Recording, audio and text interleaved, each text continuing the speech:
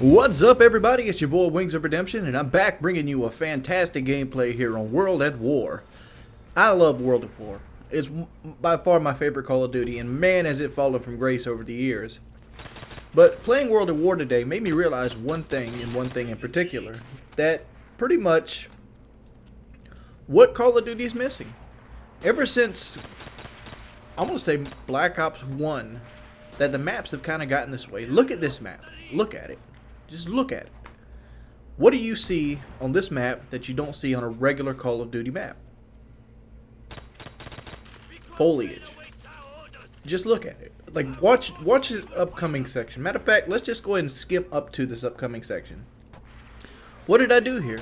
I took a route that went through a visual barrier. Visual barriers are something they've kind of taken out of Call of Duty maps. Can you think of any map that really has visual barriers anymore? Think of Jungle. You remember Jungle? What did Jungle not have? Jungle had no foliage whatsoever on the maps. It was a pretty much clean looking map. It had nothing in the way of visual cover. You couldn't hide yourself from any way, shape, or form, and there was nothing to keep you hidden.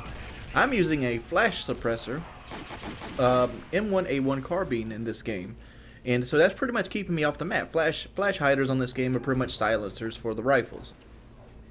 So basically, I'm kind of preying on these people, staying out of visual cover, and using dead silence to soundboard them while I systematically figure out which way they're shooting. So when they shoot on their dots, I know that they're going after my teammates.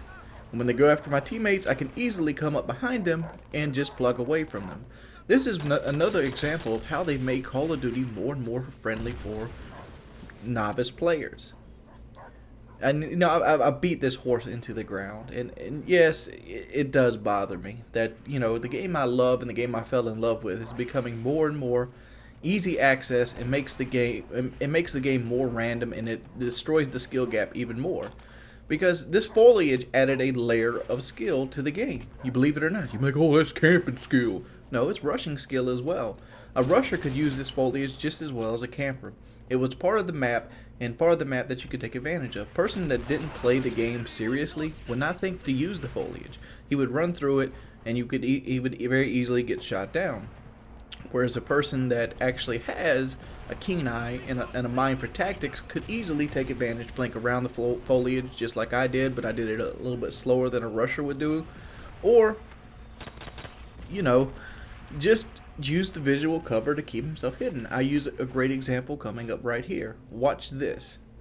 I'm looking through the foliage since I can see movement, and I see more people are coming. So I pick the first dude off. I'm like, okay, I'm getting low on ammo here, so I switch over to my secondary, which I picked up, and boom, I pick up 2 more kills. A guy gets smart, tries to shoot me through the foliage, but he misses, and I end up picking him off, and I end up getting turned on. But that's 23-1. That was a very good starting life.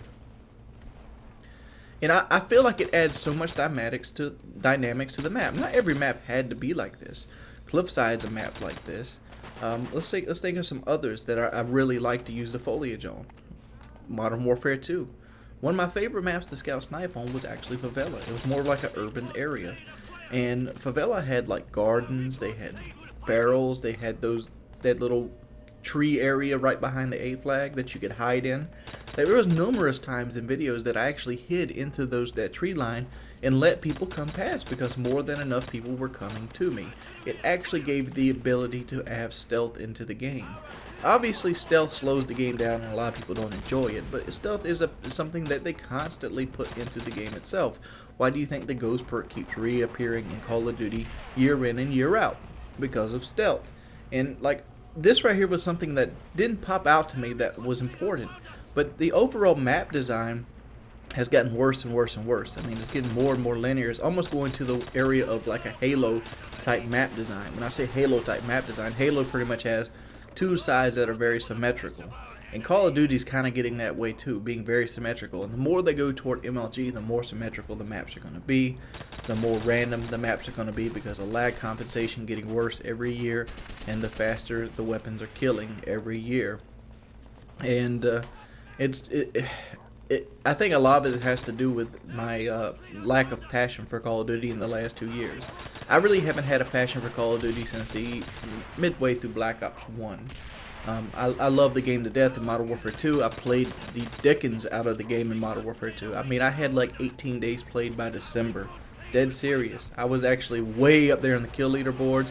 I was the first 10th prestige in Modern Warfare 2, and I mean, I played it till I put band-aids on my fingers to keep, because I was getting sores on my fingers for holding my PlayStation 3 controller. But what can you do?